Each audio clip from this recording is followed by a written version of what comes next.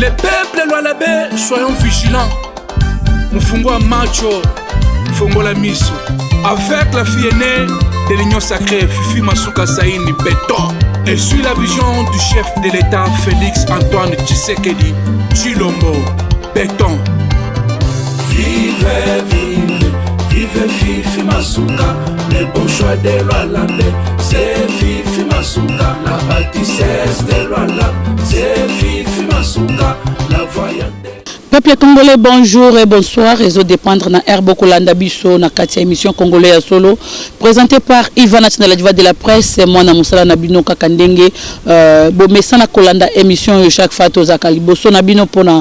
Comme Melabino Basango, surtout na Mayema Kolekanambo Kanabiso, comme Melabino Basango, surtout na Mayema Kolekana Katia province ya Lualaba, o Ezaliko Kamba Mabongo, na Mama gouverneur Fifi Masuka Saini, Mama Béton, Denge Tomesana Kobengaye. Donc, Boyebi activité eza koleka kitoko na kati ya province ya Lualaba et puis na kati ya parti cher ya gouverneur Fifi Masuka Saini parti FIDEC activité eza koleka kitoko makasi na kati ya parti FIDEC. Je profite un peu ko pesa merci na ba continuation sur ya parti FIDEC en général parce que Moussala essaye banda ki pe ba stratégie ezali mingi kuna na kati ya parti FIDEC.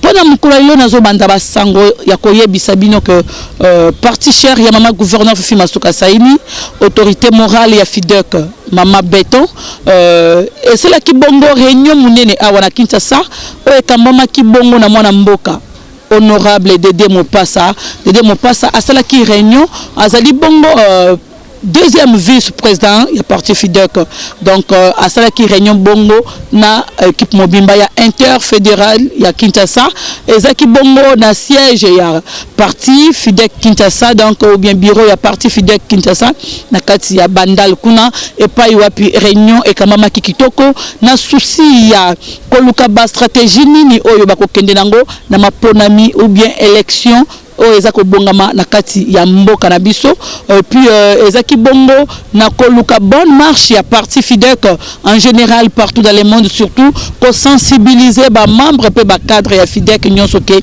FIDEC parti moko ezali na souci ya kopesa mokonza mboka majorité na 2023 parti moko ezali na souci ya ko sala toujours vision ya mokonza mboka surtout esika nyonso tout oyo baza ko sala musala.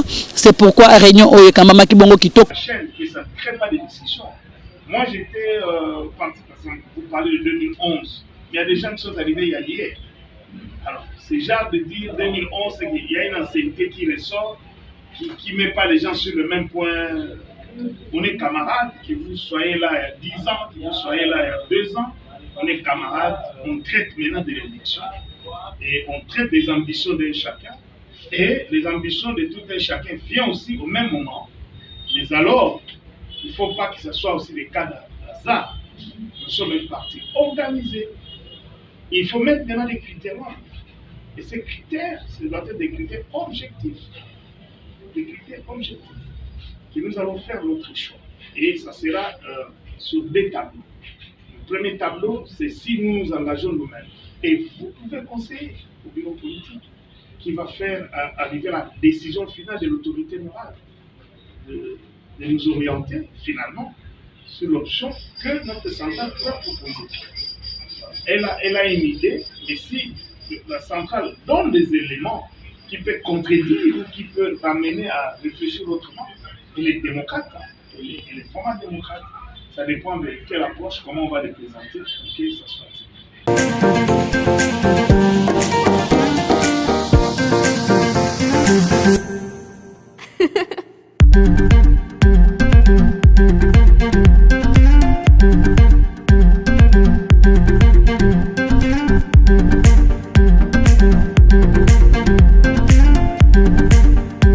C'est dans le cadre de ces vacances parlementaires que Dédé Mopassa, député élu d'Idiofa, a visité les aires protégées de Mangaï dans la province du Kwilu. Constat amer après cette visite de terrain. Cette réserve qui rigorge également en son sein des hippopotames est presque abandonnée, ceci face aux dangers du braconnage et aux conditions difficiles dont sont confrontés les agents de l'Institut congolais pour la conservation de la nature commis à ce poste. Le manque de rémunération vient s'ajouter à la longue liste des plaintes visite. De retour à Kinshasa, Dédé Mopassa s'est aussitôt rendu au bureau de l'ICCN où il a fait un plaidoyer auprès du directeur général intérimaire de cet institut, Olivier Moucheté, en faveur de ces aires protégées. Le numéro 1 de l'ICCN, qui l'a suivi d'une oreille attentive, a promis de s'y atteler. Grâce à l'honorable ici maintenant qui a attiré notre attention là-dessus, on va poursuivre un processus qui était déjà engagé, mais c'est l'occasion pour moi de rappeler que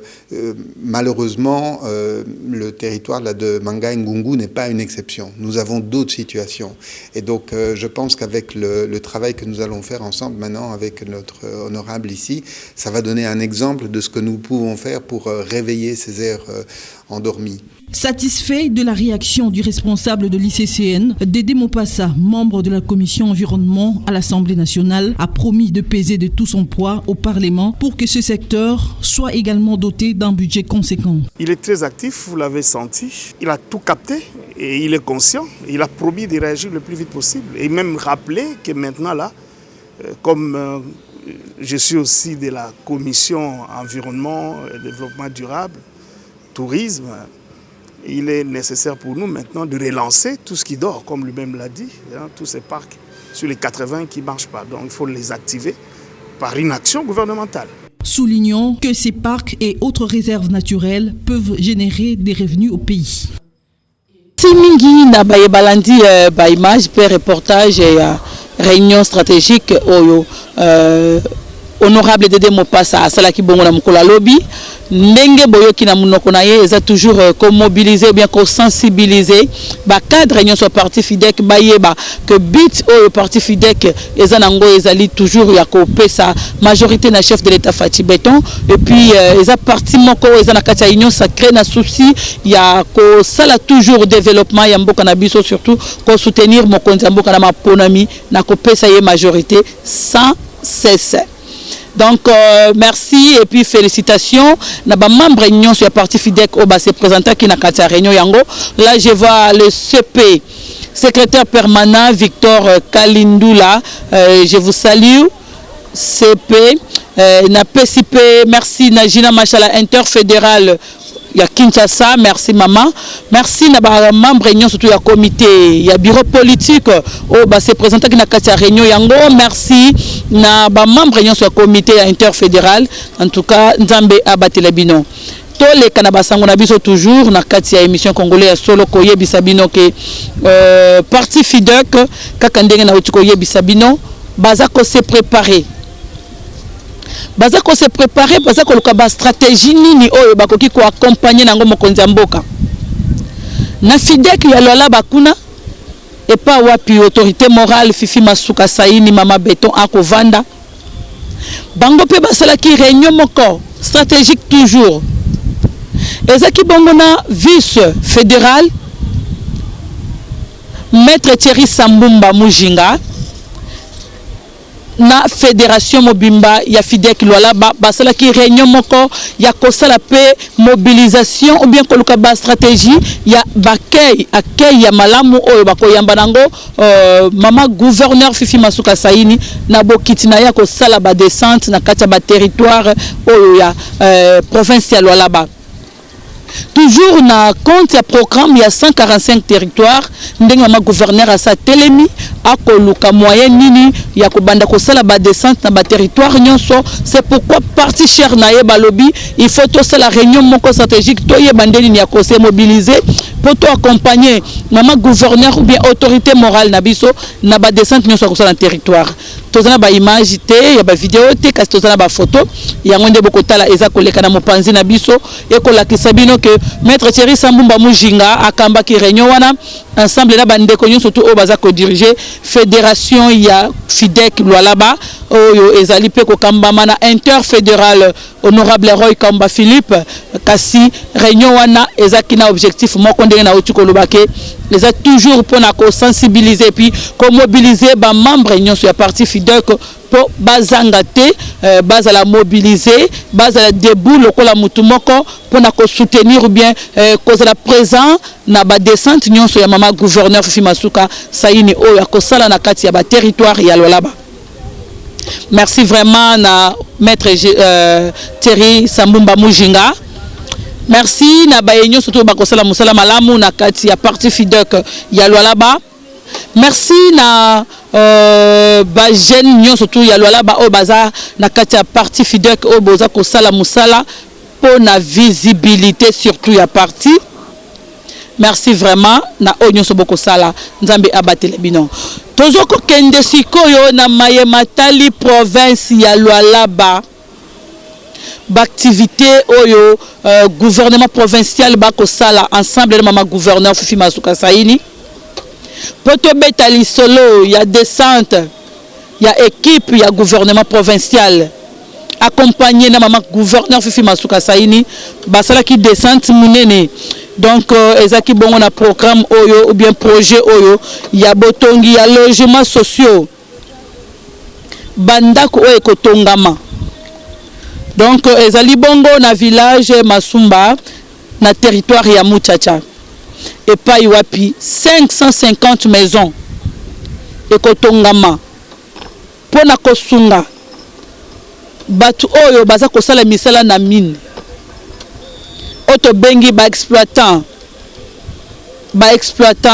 minier artisanaux bazali bongo batu bengi bien ba creuser donateur mais bien ou bien ba grand travailleur ndenge maman gouverneur abenga bango ba grand travailleur et salama ki bongo avec impact pédologie maman Fifi Masuka Saini liboso ya ba membre gouvernement na ye azwa ki bongo parole pona kosolola na ba imboka ba villageois ba ndeko na biso ba vandi na territoire oyo ya Muchacha et surtout na village Masumba. Maman gouverneur azwa ki parole parce que bandeko oyo basila ki bongo na kozwa mapangu na bango oyo eza utiliser bisika bazaki kovanda oyo comme lelo utiliser na secteur ya mine bakosala lango misala il faut bazwa sko bandako ya malonga bisika bakobanda kovanda. C'est pourquoi gouvernement provincial balobi batonga donc bandako wana 550 maisons oyo ekotongama pona intérêt ya ba creuser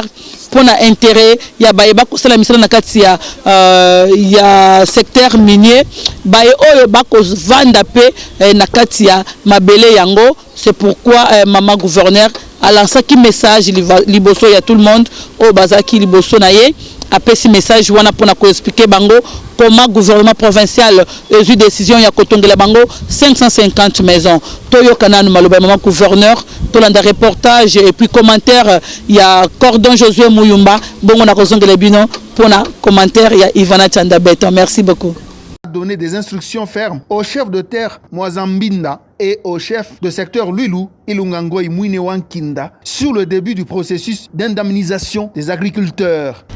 Atupende tena kona batu mutumanyumba tu atudoko taxi ile kona toka kusomidezi kona tusaidia na ile ba creuser be kona tumika tu kona beba kidoko tuanze kuchanger maisha ya Lualaba. Ce vaste projet de construction des logements sociaux de base s'inscrit dans le cadre du programme de développement de 145 territoires initié par le président de la République Félix-Antoine Tshisekedi Tshilombo. Marie-Thérèse Masuka Saini a sensibilisé les cultivateurs sur l'effectivité de ces travaux. À travers ce projet, la première citoyenne du Lualaba entend non seulement changer l'image du Lualaba, mais aussi et surtout doter ses administrés des infrastructures à la hauteur des richesses minières que renferme cette partie de la République, et cela en conformité avec la vision politique du chef de l'État qui place l'homme au centre de sa gouvernance. Sur ordre du chef de l'État, nous sommes toujours dans le projet des 145 territoires où le chef de l'État veut voir l'amélioration de la vie sociale de sa population.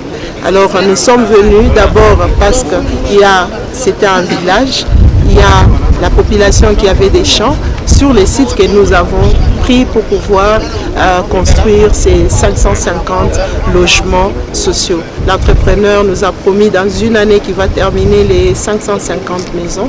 Donc nous pensons que d'ici une année, ces mamans et ces papas que vous avez vus ici seront dans les belles maisons. Et voilà, merci beaucoup tout le monde. Merci pour la confiance. Ivana Chandabeton. Merci mingi pour la fidélité na bino surtout. Oyo bosalaka na kati ya musala tozako salela bino. Bozaka toujours wana et bozaka toujours présent. Bozaka toujours fidèle na kati ya émission congolais solo. C'est pourquoi et ça la fierté na biso. Surtout bolongo la confiance te malgré nous surtout oyo mokili ekoloba Lualaba malgré nyonso tu mokili ekoluka ko diaboliser malgré nyonso tu oyo bato bakoluka basala pona connuire bien ko sa crédibilité ya émission congolais ya solo mais ba fan nanga bozaka toujours wana et puis bozaka toujours fidèle na musala malamu Ivan Béton en kosala la bino moi na musala na bino ndenge na ko mi benga avec équipe mobimba ya Ivan Béton to pesi bino merci pour la confiance na banzi bo taliba image ya descente maman gouverneur ensemble na ba ministre ba commissaire généraux plutôt na descente basalaki pour na lancer projet oyo ya botongi ya 550 maisons oyo ezotongama pour na intérêt ya ba grands travailleurs ou bien ba creuser et puis na bande ko na biso bavandi na village oyo na territoire ya Muchacha. Toyebi que bolanda ki ndenge ministre ya affaires foncières papa Kalenga Mopatai Jean-Pierre basala ki ba descente na mona mboka honorable Kassé ya Jean-Marie bakutana kina ba difficulté belé na bande ko na biso oyo bazwa ki bongo bandako na bango et pas il y a batu oyo bazako sala misala na secteur ya mine batu oyo bazaki na ba entreprise na bango oyo bazwa ki bandako ya batu ezaki population misusu bazanga ki bandako ya kovanda tout ça kasinyo surtout wana ekomaki na matoi ya mama gouverneur. C'est pourquoi na territoire ya Muchacha ezapena bandeko oyo bomoni mama liboso na bango akosola na bango pona koyebisa bango que bandako oyo kotongama 550 maisons ezali bongo pona intérêt na bino ezali bongo po bozo bisika malamu ya kovanda ezali bongo po se retrouver na bandako na ba conditions oyo esengeli. Pourquoi pas kosala ngo na kati ya province ya Lualaba parce que bomoni déjà ndenge mama sali yango na libanda kutu ya province na yaza ko diriger asali yango na Goma bomoni ndenge bandeko na biso oyo bazanga ki bandaku oyo babebisa ki bandaku na bango na volcan oyo salamaki ndenge bebisaki bandaku ya bandeko wana kasi mama Fifi Masuka Saini akei ko tongela bango plus de 120 maisons oyo bandeko na biso ya Goma bazwaki don wana ko uta na gouvernement provincial ya Lualaba. Alors lelo est comme tour sikoyo ya bandeko na biso ya Lualaba bango moko pe ba sentir bénédiction mama Béton. C'est par là bomoni descente wana salemi et puis Ivana Tchana Béton to kozala toujours wana pona kolakisa bino tangu misala ya bandako wana ko banda. Et surtout ezalipe à l'occasion ya kolakisa bino que maman gouverneur Fifi Masuka aza toujours na sima ya vision ya chef de l'état surtout na programme ya 145 territoires et c'est banda qui déjà na ba territoire nyonso ya province ya Lualaba maman gouverneur Fifi Masuka alobi 145 territoires misala nango et c'est bandaki na ba territoire ya Lualaba eza pona ko sepelisa mokonzi mboka na vision na ye ya ke ba territoire nyonso il faut ezala développer. C'est pourquoi bozo mona Muchacha eza toujours likolo dilolo likolo bo mona lelo Kasanji kuna misala esalemi bo moni ndenge makambo esalemi na Kasanji et surtout na pesi merci na équipe nyonso surtout o bazali na Kasanji kuna bako sala musala na moni ministre ya tourisme azali pe kuna na Kasanji akosala musala na secteur na yepe to pesi pe merci na ministre ya mine papa Jacques Kaumba azali pe kuna zo sala musala na ye et puis to moni présence na ye ensemble na équipe oyo kitaki na mama sur terrain na Muchacha to moni pe présence ya ministre Kalenga Mopatai papa Jean-Pierre to moni présence na ye to moni présence ya ba ministre ebele malgré na tangi ba kombo bino ya bino nyonso te kasi bozaki wana pour accompagner maman gouverneur na kati ya projet yango ya botongi ya 555 maisons. C'est par là mission congolais ya solo to ko pesa merci na maman gouverneur na oza ko sala na kati ya province ya Lualaba oyo ba ko ndima musala ko sala te en tout cas soni comme na bango parce que musala za ko sala eza ko monana mokili mo beza ko témoigner bonne gouvernance ya gouverneur Fifi Masuka ça initié pourquoi bomona ki activité o selema ki na Goma o tozo pesa pe ba félicitations na mwana mboka Yvette maman Yvette merci beaucoup parce que récite ezaki total na musala wana selema ki na Goma kuna ya botongi bandaku wana oyo bande kona biso lo bavandi ba kola la pongi kitoko to moni ba image wana eleki même na TV5 monde l'isolo ya province ou bien cohésion nationale et betami na TV5 monde balakisi yango mokili mobimbe moni misala gouverneur Fifi Masuka saina aza kosala e bongo yo moto vai na lola ba ozondi mangote monde ezondi ma misala ya Fifi Masuka monde entier e moni misala wana eza l'isolo ya Congo lisusu te l'isolo ya Fifi Masuka ekoti na histoire ya Congo seul gouverneur oazuli kanisa okende ko tonga na gouverneur na province mususu atiki province na ye akati singambo pona ko sunga bandeko o baza na province mususu nde lisolo to lingaki to beta mingi nde makelele to lingaki to sala makasi na ba réseaux sociaux ya komona bonne foi volonté bolingo oyo Fifi Masuka saini alakisi na bandeko na biso ya Goma mais bandeko na biso bo étouffé yango bo vandeli activité wana bo boy kolobela yango elakisi ke ba congolais to lingani te congolais azolinga ko panza sangu ya mabe azolinga ko bebisa ba mega ba giga na ye congolais azolinga ko bebisa ba mega na ba giga na ye pona ko pesa information ya mabe pona ko loka ko salir moninga na ye congolais pona koloba mabe ya moninga na ye congolais pona ko kosela moninga na ye congolais makambo mais tango moninga na ye congolais asali makambo malamu ako komisa ngote les mêmes ndenge tozo komona lelo mokonzi mboka Fati Beton ko sala musala malamu na kati mboka na biso visibilité ya bolamu ya chef de l'état ezalité mais to moni mwana mboka Jama Kabundi ko bimisa babo soto babu zoba na kombo ya mokonzi mboka oya façonné ye oya bimisi ye na terme ya malamu soki to yebi Jama Kabundi c'est grâce à Fati Beton, c'est grâce à parti UDPS. Naye koloba la parti UDPS te, mais to profiter koloba mabe ya ba congolais. To koloba mabe ya ba congolais en général. Congolais wazo kanisa koloba mabe ya ndeko na ye. Po batu ba sepela na ye. Congolais wazo profiter ko kosela ndeko na ye likambo. Po batu ba kumisa ye. Obimisi ndeko na ye incompétent. Olobike yondo za compétent. Est-ce que musala ya zo sala yoko salango ozaki na Fati olie na Fati otamboli na Fati otongi bandako grâce à Fati et okaboni na Fati otelemi lobi mabe ya Fati po mokili esepela na yo mwana oya aboyi kondima papa na ye est-ce que papa ba voisin ko sepela na ye OK ko tonga papa na bino e pa ba voisin papa ba camarade no ko sepela na yo olobi ba gouverneur na bino oboyi kondima yango oboyi ko kumisa misala ya malamu ya gouverneur na bino e bongo ya province bato ko lobelango zala exemple ya ba Ivana Chanda na vandi na Kishasa mena ko loba makambu ya lwalaba lokola ngande mwana lwalaba ya solo na ko kumisa misala ya gouverneur Fifi Masuka saini lokola ngande ndako na ngeza kana lwalaba mina mama ba lwalaba na ba lwalaba ba ko critiquer il faut to yoka soni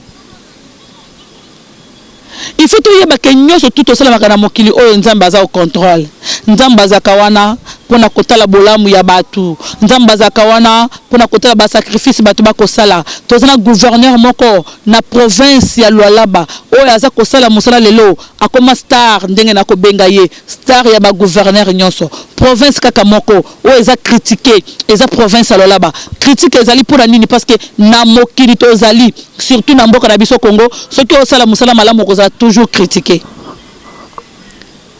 ce qui kaka ndenge give mo ka vandi na caméra ko filmer kitoko il faut pas critiquer pour ko filmer kitoko ce qui Ivana Chanda vandi na plateau ko sala musala malamu ako palola ako lobela ako toucher mitema ya baye oba ko sala mabe ya mboka il faut ça toujours critiquer donc ndenge baloba na biso na lycée moko ke baboka kaka libanga na manga o était là c'est pourquoi bomoni après sortie médiatique ya mwana mboka Jama Kabundi alobi na ye kaka mais bazuka ka photo ya Fifi Masuka nde ba balancer que yende azali fille de course honte à vous Il faut boyoka soni.